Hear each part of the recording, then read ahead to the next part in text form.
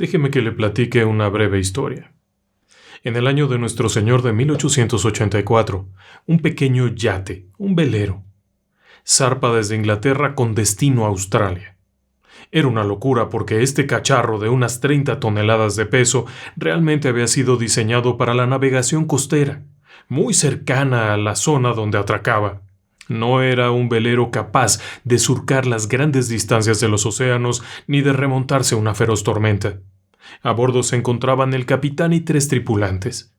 El asunto está en que conforme van navegando les toca viento, suave, agradable, todo muy bien, hasta que en algún punto en medio del Atlántico les toca una tormenta de aquellas que en cuestión de un parpadeo hace añicos las velas y el barquito aquel comienza a hundirse. Los 4 tripulantes apenas tienen tiempo de saltar a un esquife, es decir, un pequeño botecito, una pequeña lancha que llevaban a bordo. En esta únicamente alcanzan a colocar algunos pocos víveres y alguna cantidad de agua muy reducida.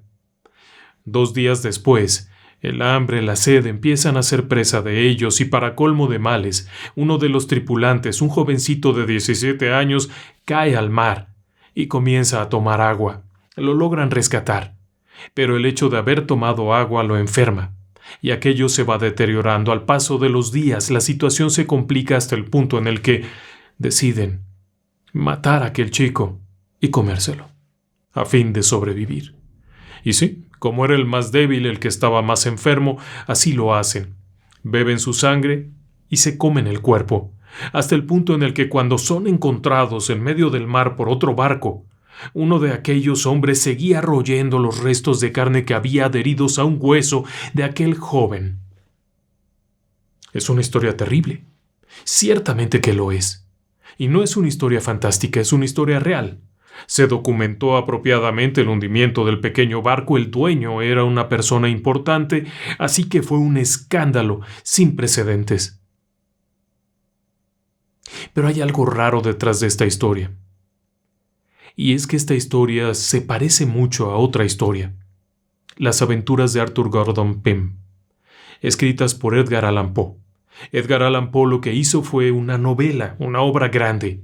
De hecho, en el canal tenemos toda una serie de relatos que forman esta novela. Las aventuras de Arthur Gordon Pym son muchos relatos muy interesantes, dramatizados, con voces, efectos especiales que le van a encantar.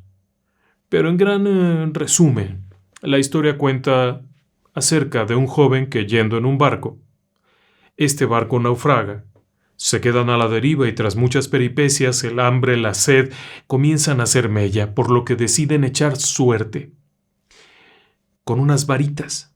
El que saque la varita más corta va a ser asesinado y comido por los demás. Un joven de 17 años, según la historia de Edgar Allan Poe, es el que tiene que ser sacrificado y así lo hacen, lo matan, se lo comen, etc.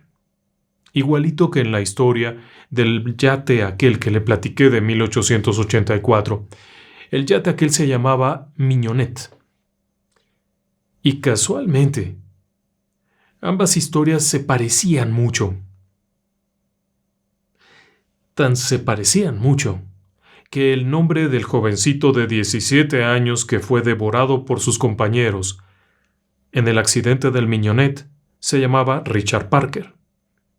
El joven de 17 años que fue devorado por sus compañeros de viaje en las aventuras de Arthur Gordon Pym de Edgar Allan Poe se llamaba Richard Parker. El único problema es que Edgar Allan Poe publicó su obra en 1838. Casi 50 años antes de que ocurriera el accidente del Mignonette. ¿Cómo es que pudo haber coincidido tanto en tantos detalles? No lo sé. Pero hay quienes llaman a esto sincronicidades. Y este es un programa acerca de esos fenómenos. Comenzamos.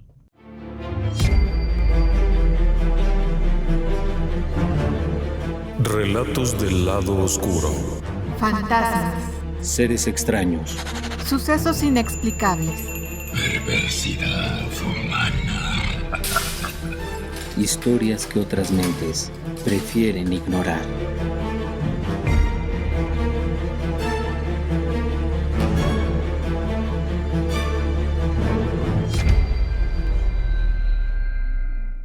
Desde hace mucho tiempo, estos fenómenos, estas extrañas coincidencias han llamado la atención de los investigadores de muchos ámbitos. Y es que resulta inusual, desde cosas tan simples como estar pensando en el primo Pepe y justamente suena el teléfono y es el primo Pepe para saludar, hasta otras cosas un poquito más elaboradas como salir con una horrible preocupación, no tener el dinero para comprar un medicamento y estar sumido en estas preocupaciones cuando de pronto al ir caminando por la calle resulta que se encuentra un billete tirado en el piso que equivale exactamente a la cantidad que le hace falta para ir a comprar sus medicamentos. Son casualidades extrañas. Ocurren en momentos específicos y tal como Carl Gustav Jung lo diría, son situaciones en las que eventos concurren, suceden, tienen relación, pero no es una relación causal, es decir, no fue provocado por algo. Por ejemplo, si usted quiere regalarle ese dinero a alguien que lo necesita, hay una causa que es usted regalándole el dinero. Pero en estos casos no aparece eso. No parece haber una relación directa entre los eventos y sin embargo convergen a un punto común. Es uno de esos fenómenos exóticos que se repite con mucha frecuencia. Insisto, desde el ordinario caso de la llamada del primo Pepe el día que estábamos pensando en él, hasta cosas mucho más elaboradas como las que le voy a platicar esta noche. Uno de esos casos ha sido presentado muchas veces.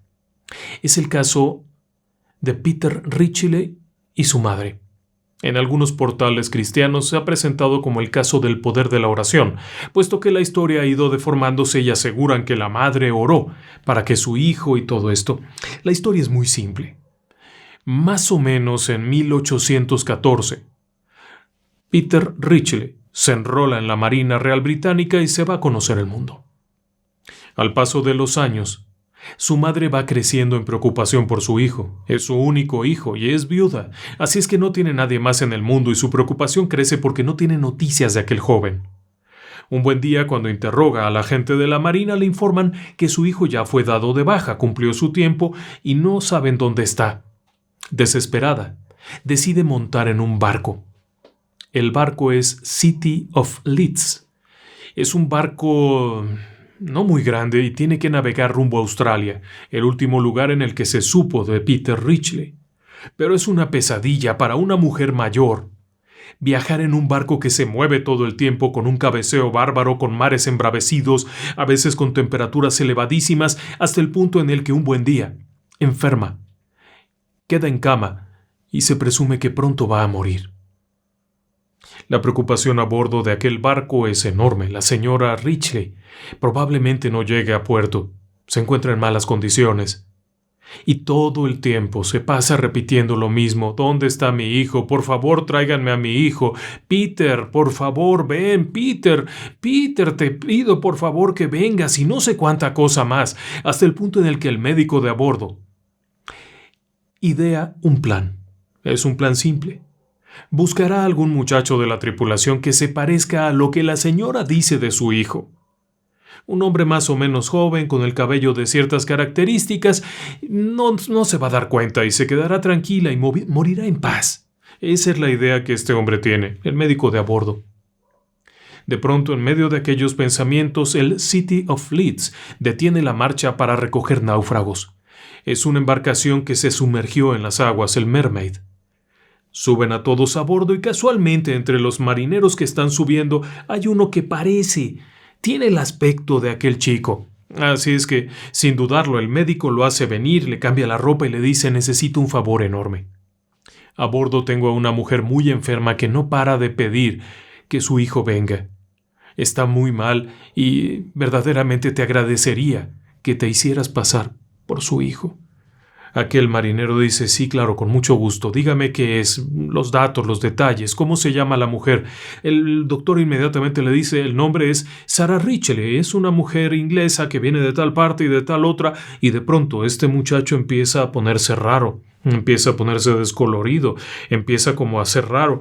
Cuando el médico le pregunta: ¿qué pasa? ¿No me vas a ayudar? Y dice: no, claro que sí. Lo que pasa es que yo me llamo Peter Ritchie y mi madre se llama Sarah Ritchie.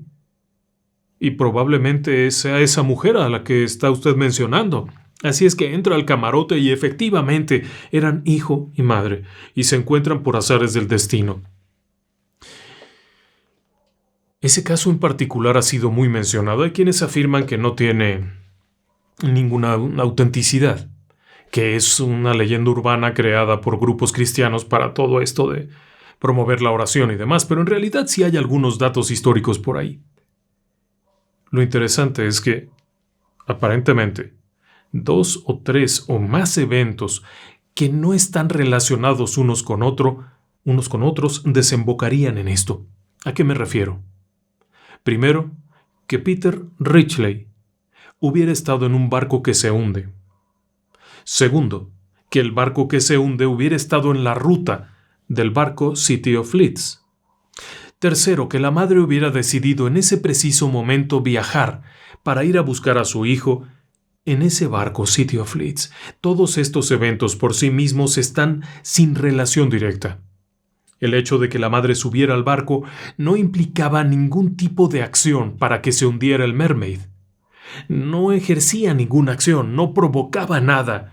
El hijo iba a bordo de aquel barco sin saber para nada que su madre había abordado otro. Pero todavía más, el médico de a bordo no tenía ninguna razón para seleccionar a aquel joven o intentar seleccionarlo. Cada una de las decisiones de estas personas que se vieron involucradas no tenían una conexión directa y sin embargo todas convergen en un mismo punto y logran el objetivo, es decir, que Peter vuelva con su madre, la madre se recupera, llegan a puerto y viven tranquilos. Podría parecer una historia fantástica, pero definitivamente no es la única. A veces, las sincronicidades, como las llamó Carl Gustav Jung, hay que hacer una diferencia. Jung llamaba sincronismos a los eventos que van simultáneamente ocurriendo, y sincronicidades a este tipo de eventos extraños. Y en ese sentido, a veces pareciera ser que se trata simplemente de casualidades, pero son demasiado fuera de lo que probabilísticamente podría esperarse. Le presento un caso.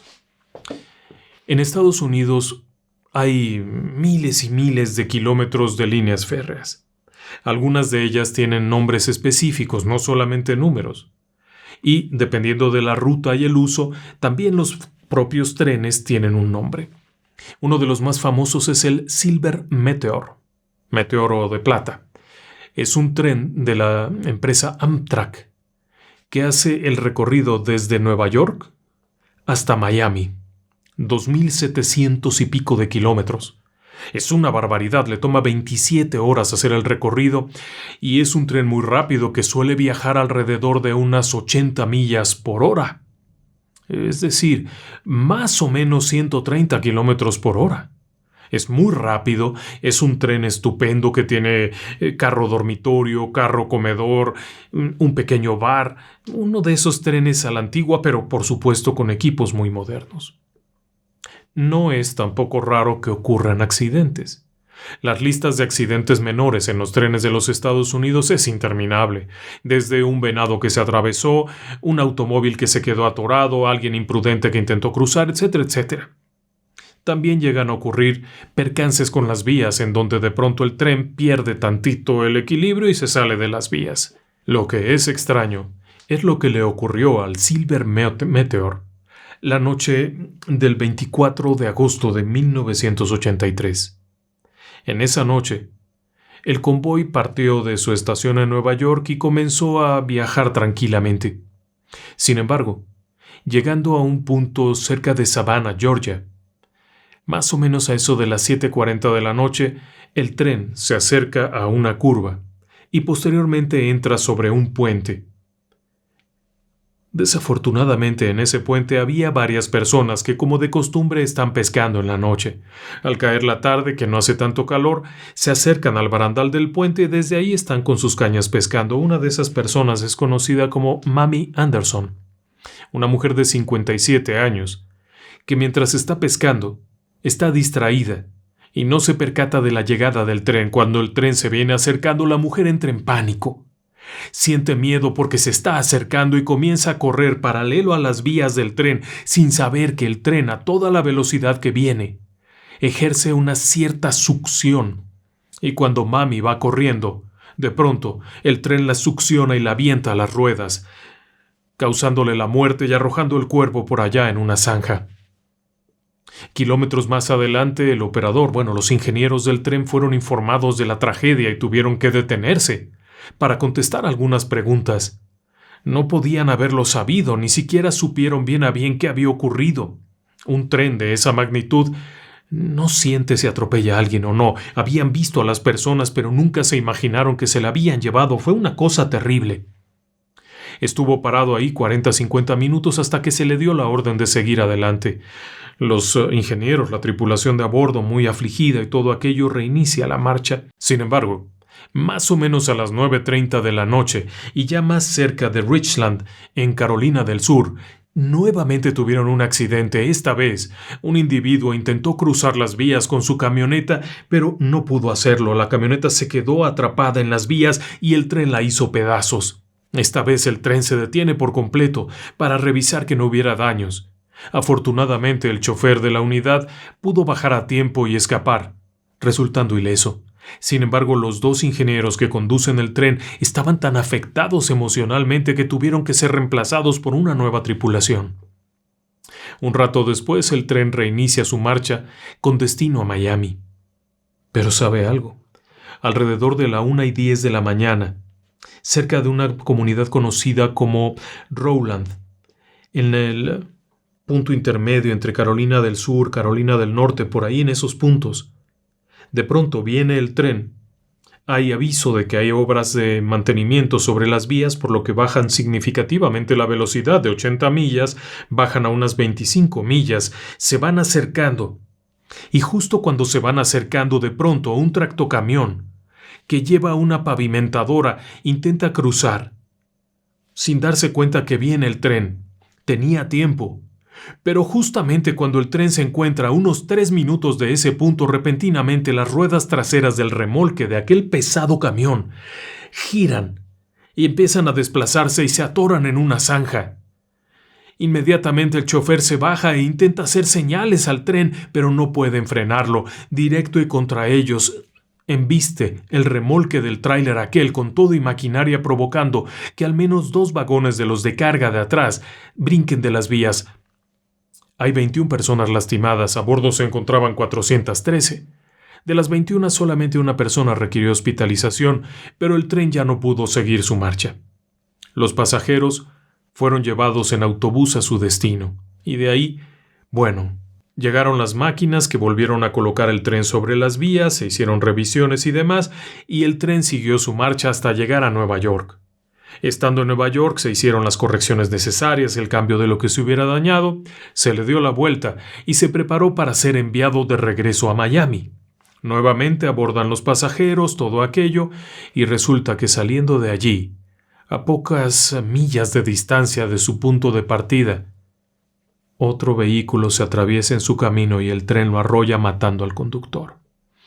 En ese momento el tren fue parado, se cambió la tripulación, se devolvió a los andenes de Nueva York, sin poder explicar cómo es que un mismo convoy habría tenido 4 accidentes en un mismo recorrido.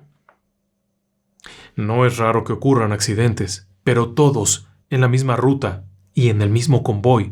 Escapaba de toda posibilidad, como si el destino quisiera forzadamente que ese convoy no llegara a su destino ni a tiempo ni completo. Como si todas estas extrañas sincronicidades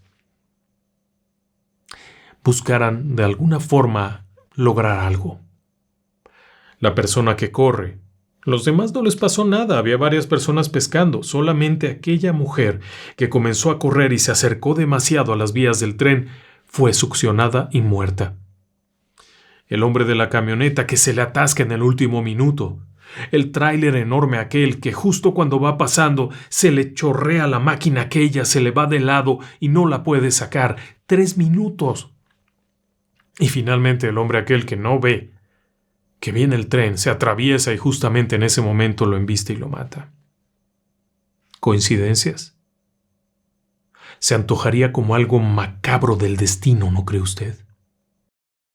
En el año 2001, un periódico de Inglaterra, el Swindon Advertiser, presentó una nota muy peculiar. La nota hablaba de una serie de acontecimientos ocurridos en el mes de junio. Ese año, en la población de Staffordshire, una familia está celebrando los 50 años de casados de los abuelos. Es una celebración bonita. Han adornado mucho la parte de atrás de la casa de los abuelos, vienen todos los parientes, nietos, hay globos por todas partes, y son estos globos bonitos, dorados, de helio, de esos que vuelan, que dicen 50 aniversario, felicidades. Es un detalle. Entre las personas que están ahí se encuentra Laura Buxton. Laura tiene 9 años, casi 10. Y está muy contenta por poder celebrar aquello con los abuelos, hasta el punto en el que se les ocurre una idea. El abuelo es uno de esos hombres que tiene ideas a veces un poco exóticas. Y se le ocurre que en uno de esos tantos globos que hay ahí, Laura anote en un papelito: soy Laura Buxton, de tal parte, y lo cuelgue de ese lugar. Va ahí la dirección y algunas cosillas del 50 aniversario. No sé por qué se les habrá ocurrido eso, ni que intentaban hacerlo. Pero era un mensajito así como felicidades a mis abuelos, soy Laura Buxton. Tendría más bien que ver con la fiesta. El hecho es que sueltan aquello y ya, se olvidan del asunto. Sin embargo, lo curioso de eso es que el globo viajó más o menos 140 millas hacia la región de las tierras medias inglesas, en un lugar que es todavía bastante agrícola. En este sitio, un granjero de apellido Rivers se encontraba trabajando en sus tierras con sus vacas y todo, cuando ve que cerca de allí, en una de las mallas que limita sus pastizales, hay algo dorado colgado. Se acerca y se da cuenta que es un globo desinflado. Cuando lo toma y lo ve, dice 50 aniversario, qué barbaridad, no sé cuánto, y ve que tiene un papelito. Cuando lo lee, dice, felicidades mis abuelos, no sé qué, soy Laura Buxton. Y viene una dirección. Este hombre podría haber arrojado aquello a la basura y santo remedio. Sin embargo, tiene una peculiar curiosidad porque sus vecinos de la casa de al lado se apellidan Buxton y tienen una hija que se llama Laura. Así es que decide llevarles el globo y entregárselos, y para su asombro, la niña de la casa de junto no había mandado ese globo. De hecho, se llaman igual. Por simple curiosidad, decide contactar con la otra Laura Buxton, la que vive a 140 millas de distancia, unas 2 horas y media. Se ponen en contacto, platican y se dan cuenta de algo curioso. Laura Buxton, la que mandó el globo, vamos a llamarla Laura 1, va a cumplir 10 años. Laura Buxton 2, la que encontró el globo, tiene 10 años cumplidos. Ambas tienen el cabellito de cierta forma, como castañito rubio. Ambas son menuditas. Ambas van en 5º año. Ambas tienen un perro labrador negro. Ambas tienen un conejillo de Indias, un cuyo, de color blanco con cafecito. Ambas tienen un conejo. Ambas gustan más o menos de las mismas cosas, pero no son familia y no tienen ningún parentesco. Al paso de los días, y según cuenta la noticia, deciden tener una reunión.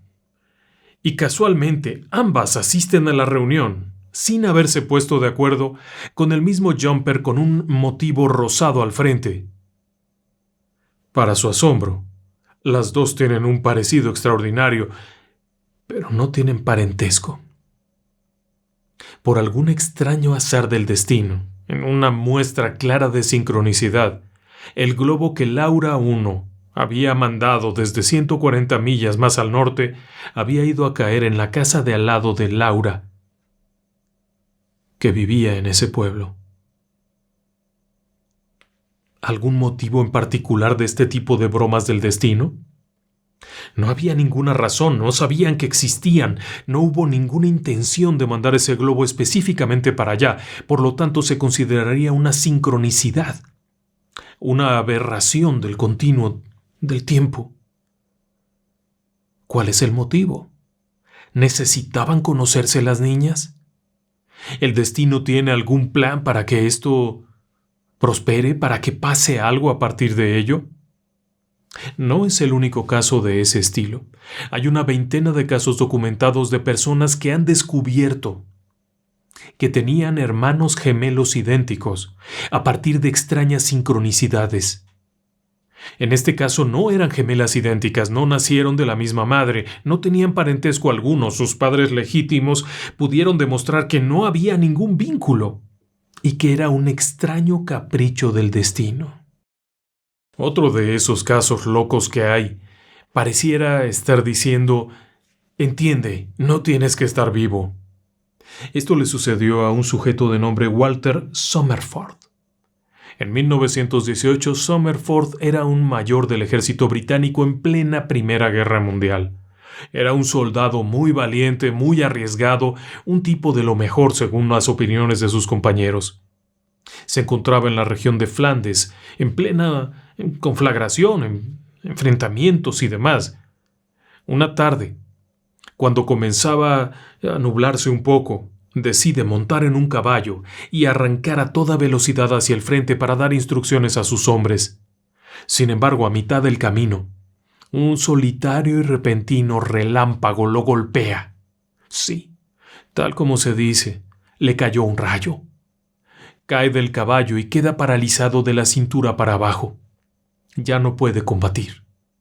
Lo llevan de regreso a casa, en donde es dado de baja con honores. Pero este hombre no estaba dispuesto a quedarse en un solo lugar para el resto de sus días, por lo que, buscando soluciones, encuentra terapias que le ayudarían a recuperar un poco el movimiento. Esto sería en Vancouver, en Canadá. Hasta allá fue a parar. Poco a poco fue avanzando. Le tomó mucho tiempo poder siquiera ponerse de pie y finalmente recuperar la movilidad. La vida en estos lugares era muy agradable. Sin embargo, el destino le tenía preparada otra sorpresa. Es 1924 y Walter Somerford se encuentra todavía en aquellas regiones y es muy afecto a ir a pescar, a estar por ahí en los campos hermosos aquellos, y ese día no es la excepción. Han pasado 6 años desde que le cayó un rayo y lo dejó paralizado de la cintura para abajo. Se encuentra pescando. Está allí en su barquita con su caña de pescar. No hay ningún indicio de tormenta ni nada parecido cuando de pronto ¡pum! De nueva cuenta le cae un rayo. Y esta vez le paraliza la mitad del lado derecho. Es llevado de nuevo al hospital, es puesto en terapia. Los médicos no le dan muchas posibilidades, es la segunda vez, el sistema nervioso está muy afectado, pero con mucho esfuerzo y mucho trabajo, vuelve a ir poniéndose de pie, vuelve a ir recuperándose, vuelve a seguir adelante con la vida. Y sí, es muy afecto a estos lugares abiertos, le gusta el campo. Sigue con limitantes, pero ha recuperado la movilidad, no completa, pero puede trasladarse. Y el tiempo va pasando. Es 1930 y se encuentra de nuevo al aire libre, cuando repentinamente y de la nada le cae otro rayo. Esta vez es mucho más grave. Sobrevive, pero está paralizado del cuello para abajo. Todo. No puede mover más que un poco los ojos y demás. Esta vez, a pesar de su voluntad de hierro, no lograría sobrevivir. 2 años después de estar tendido en una cama de hospital, el mayor Walter Somerford fallece. Es llevado a la sepultura en un cementerio local. Se arma una lápida recordando al valiente soldado y todo aquello. Pero si usted creía que esto ya terminó ahí, no.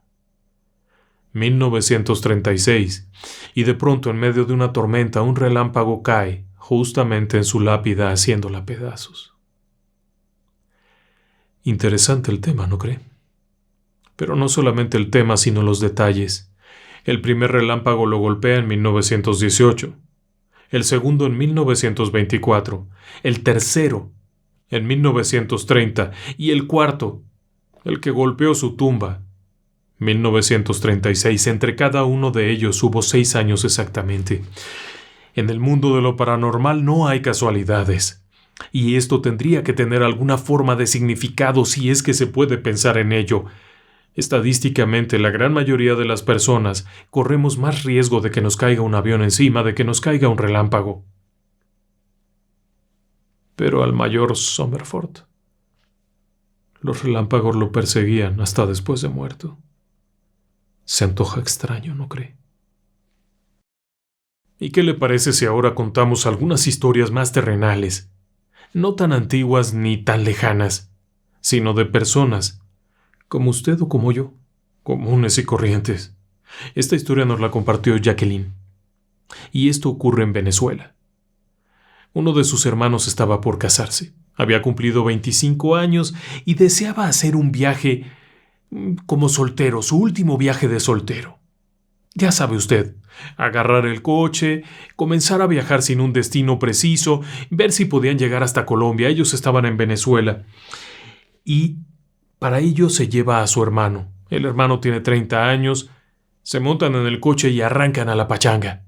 Es una aventura, no tienen un destino fijo. El asunto está en que van en el auto felices de la vida. Y sí, se van echando sus alcoholes y van echando relajo. En un cierto punto del camino ven el letrero de desviación. El letrero de desviación dice Mérida, Valera. Van manejando, van echando trago, van muy contentos cuando de pronto al hermano menor se le ocurre: «Oye», él le pregunta a su hermano, «¿te acuerdas de nuestro primo?» «Sí, cómo no, el primo fulano de tal». «Sí, cómo no, el primo, sí». «¿Que no él vivía en Valera?» «Hombre, creo que sí». «¿Por qué no pasamos por allá y lo vamos a saludar?» «Pero no sé ni siquiera dónde vive». «No, yo tampoco». «Bueno, vamos para Valera, nos quedamos a dormir por allá y mañana le hablamos a mi mamá para que nos dé el teléfono».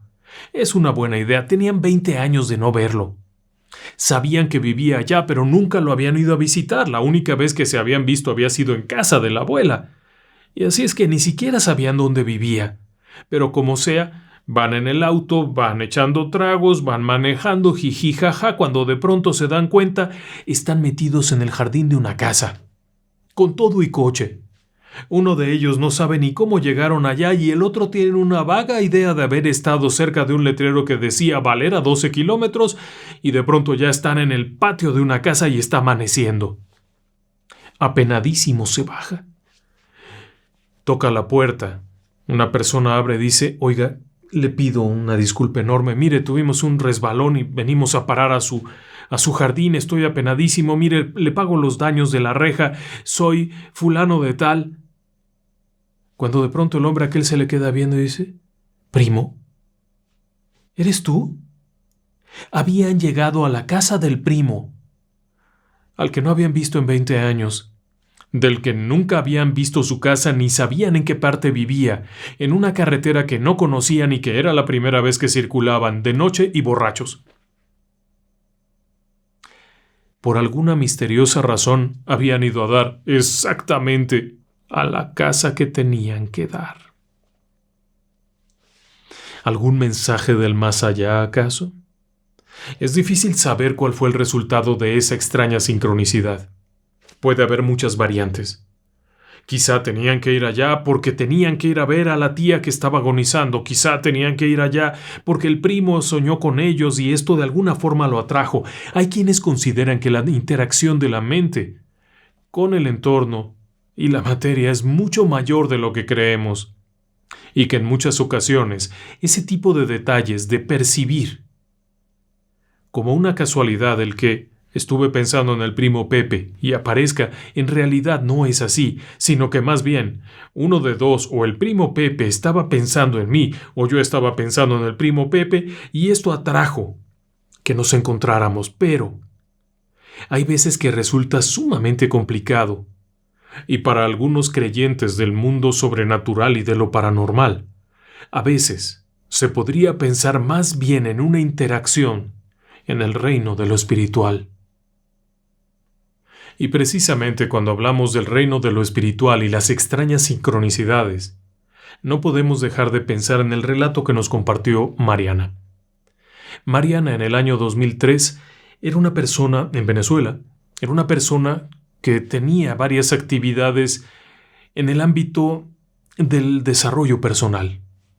Cursos, talleres, con el enfoque de ayudar a las personas, de aprender más acerca de las propias personas, del ámbito espiritual, todo aquello. Había terminado de asistir a un curso, y justamente cuando estaban terminando este curso, una de las personas que estaba allí estaba triste. Cuando se acercaron a preguntar qué ocurría, por qué se sentía mal, a dar un poco de apoyo, a formar un círculo, lo que fuera, aquella persona les relata que había perdido a un amigo muy querido. Y para que sintiera la liberación, la catarsis de aquel dolor, todo esto, se le pidió que relatara los hechos. Explicó cómo un amigo muy querido practicaba vuelo en parapente. Es una especie de avioncito sin motor, es como un pequeño planeador, saltan desde un risco y van planeando. Y esto le había ocurrido cerca de Caracas. En una cierta montaña habían ido allá y por alguna razón el viento o algo terminó accidentándose y perdiendo la vida. Era un hombre joven. Y les relata que era una persona muy querida y que realmente habían sufrido con esta pérdida y todo. Le dan apoyo, escuchan, le atienden. Pasan un par de días, no más de un par de días, cuando Mariana recibe una llamada. Y es una amiga. Vamos a llamarle L. La señorita L es una amiga que no tiene nada que ver con el primer grupo. Estamos de acuerdo. No tiene relación con aquel grupo. Simplemente es una buena amiga. Y le cuenta a Mariana que está triste, que le gustaría mucho poder verla. Y sí, por supuesto, Mariana se organiza 2 o 3 amigas más y van a la casa de la señorita L a darle apoyo, a platicar con ella, a reírse, a contar alguna cosa para distraerla y llevarla a otro ánimo, a un estado de ánimo diferente. Cuando llegan allá empieza a platicar y la pregunta obvia es ¿qué te pasa? ¿Por qué estás triste? Y ella cuenta que su vecino falleció. Podría parecer algo normal, pero ella les explica que era un muchacho joven muy agradable al que le tenía aprecio. No es que hubiera una relación ni nada de esto, simplemente habían desarrollado una buena relación, una amistad grande. Y fue terrible porque era muy joven y les explica que aquel muchacho se accidentó volando parapente. Conforme va narrando los acontecimientos y todo aquello, queda claro que están hablando del mismo muchacho que la persona del grupo. No había relación entre ambos. Sin embargo, el chico que había sido motivo de la tristeza de aquel sujeto en el primer grupo vivía puerta con puerta con la señorita L. Todos los detalles eran idénticos. Y bueno, pues ya están allá, le dan un abrazo, la acompañan un rato, la distraen, etc. Justo cuando van a salir, cierran la puerta, caminan, van 3 chicas, entre ellas Mariana. Cuando de pronto y por alguna razón las 3 simultáneamente voltean a ver la puerta del departamento en donde vivía el chico muerto y lo ven ahí. Es un parpadeo. Solamente la imagen, ¡pum!, se va. Un escalofrío les recorre desde la coronilla hasta los pies.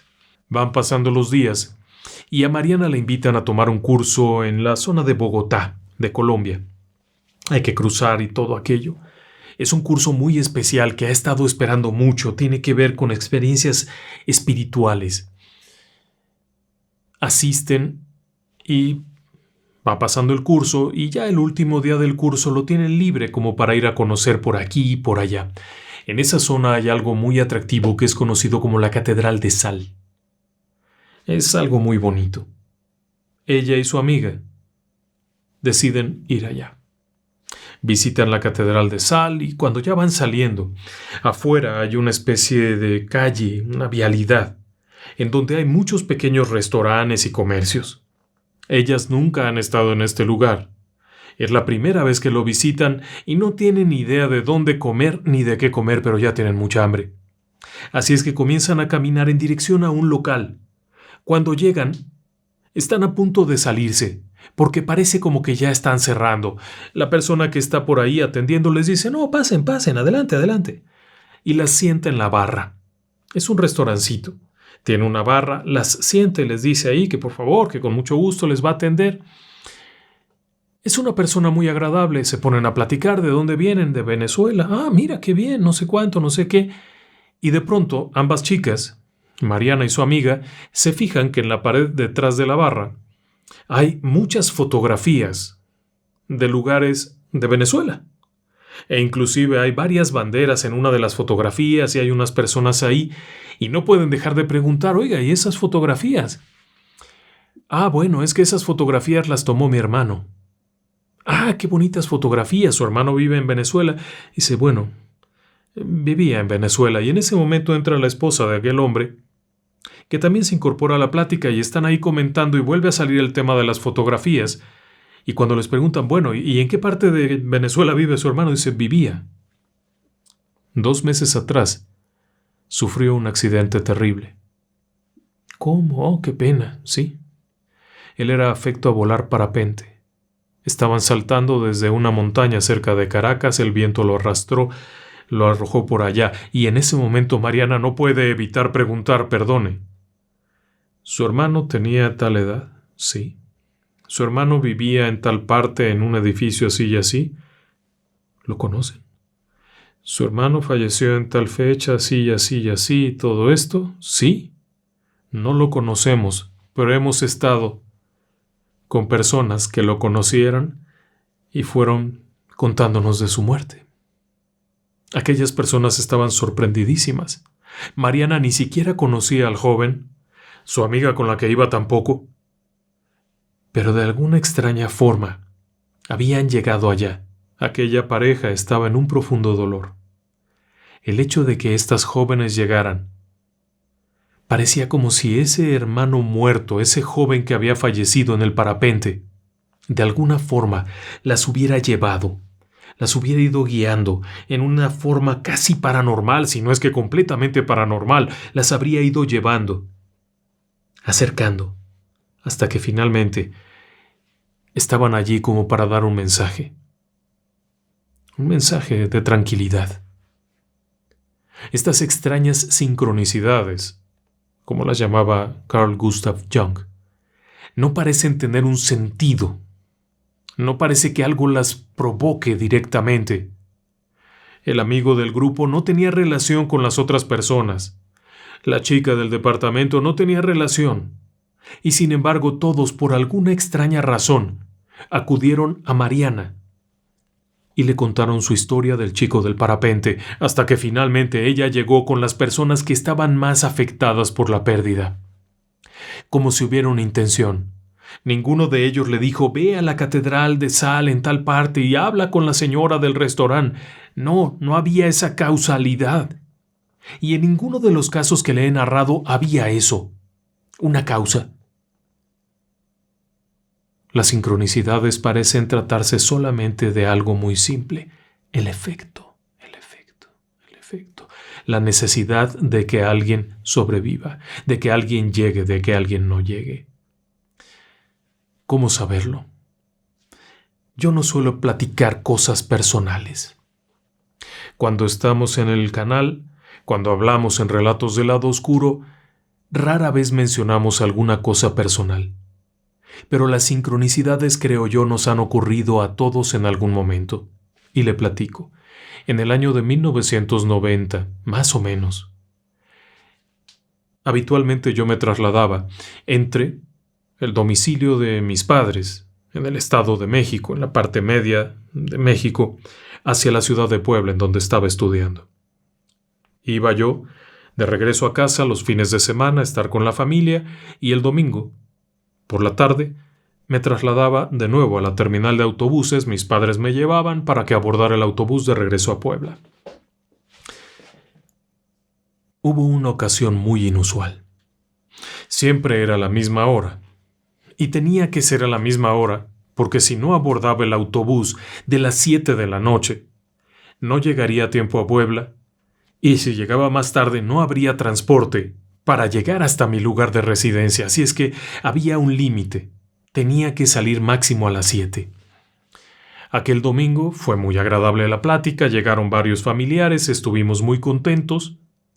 A eso de las 6 de la tarde y con el equipaje en la mano, me despedí de todos, salió mi padre para llevarme, subimos al automóvil, empezamos a platicar. Él iba manejando mientras íbamos platicando muy contentos, hasta que de pronto se distrajo, se desvió, tomó una ruta equivocada. Yo no me di cuenta de eso, seguimos platicando, hasta que nos dimos cuenta que estábamos lejísimos de nuestro destino, en otro lugar completamente diferente. Hubo que corregir aquello y regresamos. De regreso en dirección hacia la central de autobuses, nuevamente íbamos platicando muy a gusto. Y nos volvimos a perder.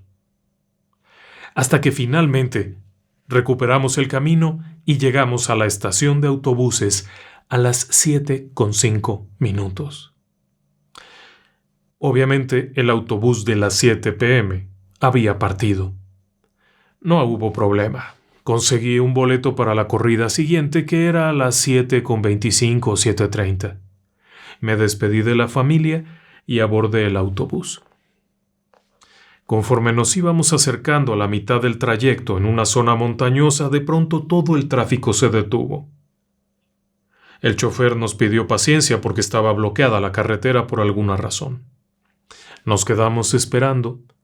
1 hora, hora y media, aquello era una locura. La gente comenzó a bajarse para ir a buscar dónde hacer pipí. En aquellos años no tenían baño los camiones. Tuvimos que esperar un rato hasta que finalmente comenzó a moverse el tráfico. Empezamos a avanzar y para sorpresa de nosotros, al salir de una curva, encontramos los fierros retorcidos de un camión que se había estrellado con una pipa de combustible y ambos habían ardido, causando la muerte a muchas personas. Era el autobús de las 7 de la noche. Déjeme decirle que mi padre conocía como la palma de su mano el camino a la central de autobuses. No solía distraerse nunca, y era una persona increíblemente orientada para manejar. Y ese casual día, 2 veces se distrajo y salimos por un lugar que no era, llegando apenas 5 minutos tarde. ¿Casualidades? Quizá existió una extraña sincronicidad que ese día impidió que estuviera yo en ese camión, quizá solamente para poder estar aquí hoy, frente a usted, contándole estas historias, y que quizá entendamos que hay mucho más en este mundo que simple materia y energía, que hay algo más, y que ese algo más está en nosotros mismos. Muy buenas noches y que descansen en paz.